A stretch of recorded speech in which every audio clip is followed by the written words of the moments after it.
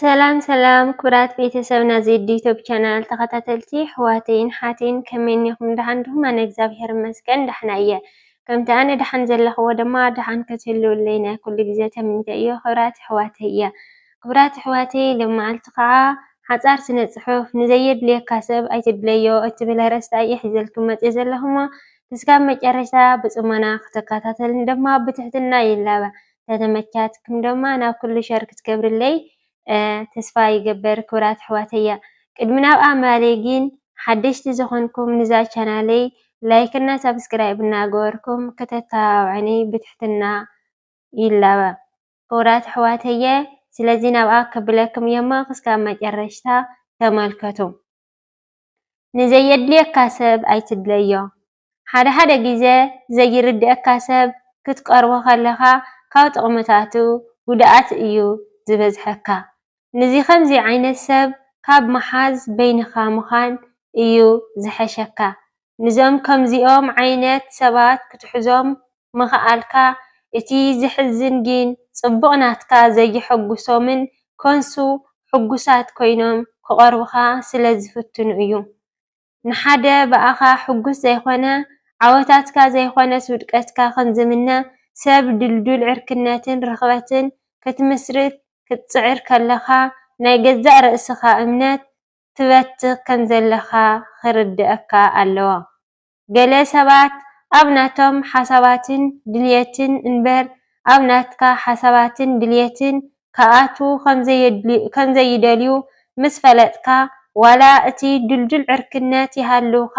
ክትበትኮ እምበር መሊስካ ክተደልድሎ ኣይትፀዓር ውሽጥኻ ዘየኣምነሉ ሕማቕ ነገራት ብዓይንኻን ልብኻን እናረእኻ እናተዓዘብካን ርክብ ክትመስርት ክትፍትን ኢልካ ንነብስኻ ከይትስእና ተጠንቀቕ እቲ ትቐርቦ ሰብ ነቲ ኩሉ እትህቦ ፍቕሪ ንምምላስ ድልው ካብ ዘይኾነ ኣብዚ ሓፃር ናይ ፈተናታት መመዘኒት ናይ ጽንዓትን ናይ እምነትን ዝኾነት ዓለም ንዓኻ ከም ዘየድልየካ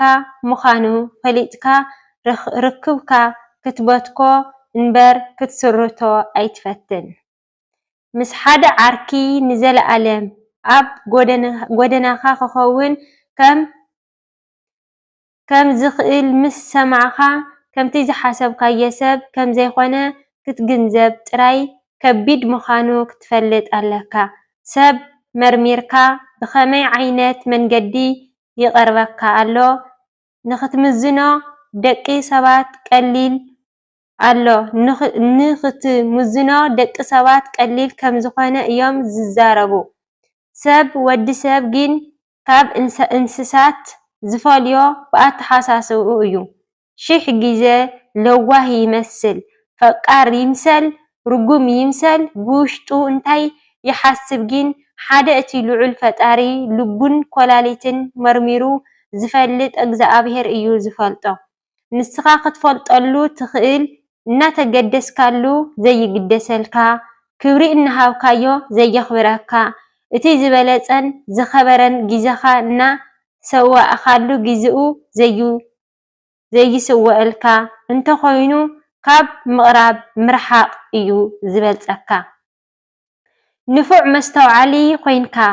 ምስ ዘየኽብረካ ትከባበር ምስ ዘፍቅረካ ትፋቐር ንግዚኡ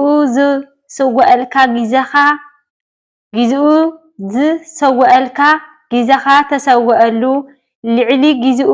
ሰዊኡ ዘኽብረካን ዘፍቅረካን ሰብ እቲ ኣብ ሂወትካ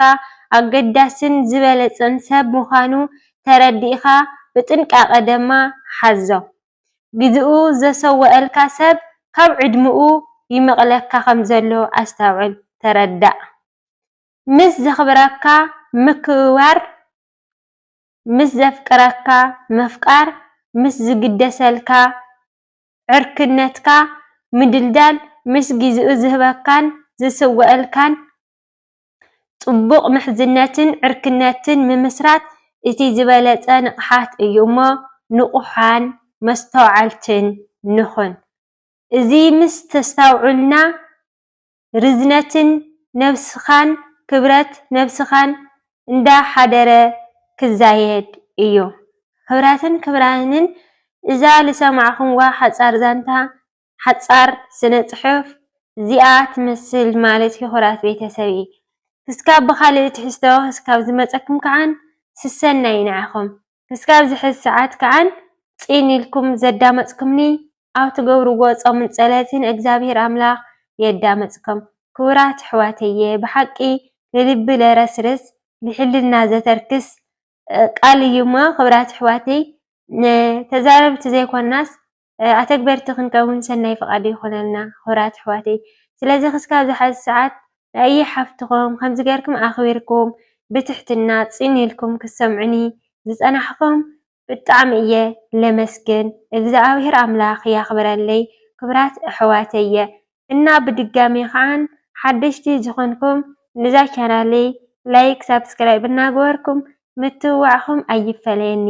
ብካልእ ትሕዝቶ ክስካብ ዝመፀኩም ከዓን ስሰናይ ንዓኹም ክቡራት ኣሕዋተይ የቐኒየለይ እና ክቡራት ኣሕዋተየ ንዛ ቻናለይ ሳብስክራይብ ላይክ ኮመንት ሸር ብምግባር ቤተሰብ ኩኑ።